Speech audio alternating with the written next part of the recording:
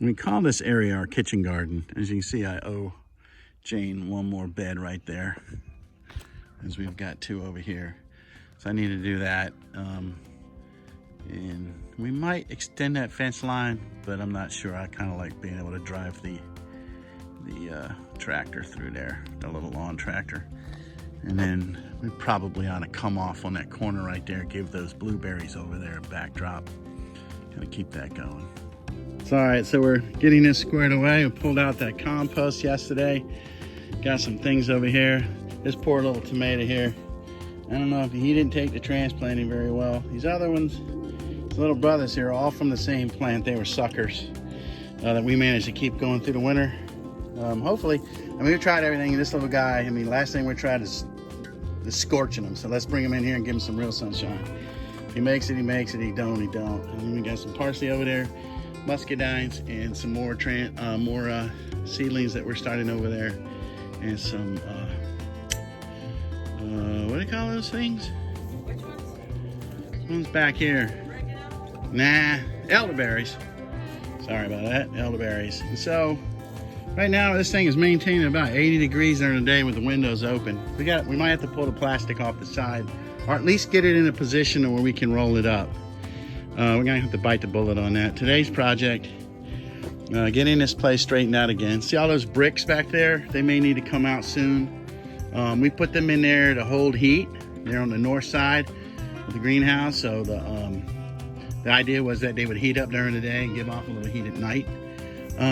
We don't really have any scientific information that says that that actually worked. But our plants did make it through the winter, but to be fair, they were brassicas and cold hardy plants. These bricks were not necessarily laid in here purposefully. We kind of threw them in here because we had them, these slates, because we were trying to get anything in here that had some mass that might hold some heat during the winter. So we're debating on whether or not we're going to keep something like that in here. To me, they're a tripping hazard. I like the wood chips and just let it go at that. So I'd like to, either we have to put them in here properly, which is a lot of work and it's be low on the priority list, or we'll have to just get them out of here because, like I said, they're just sort of a tripping hazard. One of them even broke because we didn't have it level enough. But these been around for a long time. These things have come in handy a few times. We got a stack of them from a patio in my son's house we took apart years ago. So we'll be pulling down all of those bricks eventually and trying to get the sides opened up, because right now it's 80 degrees in here and it's very early.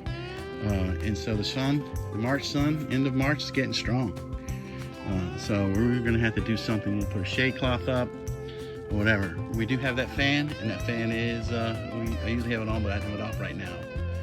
So I can shoot this little bit of video. But anyway, let's go clean this up. And right now we're in the process of adding the stiffeners to these our original design for plant stands. As you can see, they sag. So we're gonna take these down to the shop and get them with some support inside. Yeah, like we said, we were gonna take all those leaves that we've had partially decomposed there, chopped up really fine last fall. Been sitting in black bags in the winter.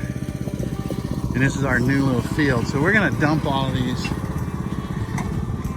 into this field and just try to kind of till them into it. And then we're gonna tarp it. It's the plan. Well, I'm hoping this will attract some worms into this area. You know, so, I mean, do we really need to till it in if we can put these down pretty thick and just tarp it? And then when the compost comes in, we just put our cardboard rows down, fill it up, fill in between with wood chips. I guess if we're doing no-till. Yeah, everybody cheats on their first year. I'm not. That's probably not true. I mean, we can try it. I mean, let's let it all spread out, see how thick it is, and then we'll figure out. We got just a couple more bags. Yeah, so and they're then, heavy too. It ain't not light. All right, let's get to it. There it is. That's how much is spread out. It's like pretty reasonable cover there. I think we decided to go ahead and tarp it, and then we're just going to use regular tarps. We don't have a silage tarps. By the way, have you ever looked at how much the shipping cost is on those things? That's what we were about to pull the trigger. We saw the shipping cost and said, heck no, let's just try tarps. We're not professionals. Let's not pretend like we are. So we're just gonna put black tarps on this. I only have one. I got a gray one over there. And we found that if you use, as long as you use a dark color tarp, it does the job. So anyway, and if we like the fit of the black one I just bought, we'll buy a second one. And that would have been about the size of a silage tarp that we wanted 2 of those. I think it's a 16 by 20, which is all we need. Anyway, I guess we're gonna have a little lunch break. Then we're gonna come out and hose this down and cover it. So now my goal is, we've got this plastic detached, is to take this 1-inch PVC and strap it to the bottom of that plastic and use it to wind it up. I got a couple 20-foot pieces. This is 21.5 foot. So giving a, 6-inch overhang on each end, 22.5 foot. We'll see what we need to do. And then I think what I want to do is cut some of those PVCs and make clips out of them to clip the plastic on. That's the goal. So let's see how that happens.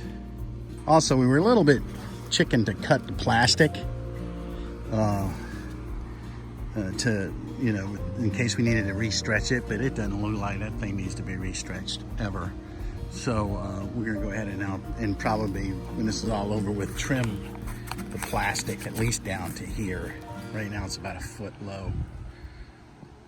So it's still a work in progress.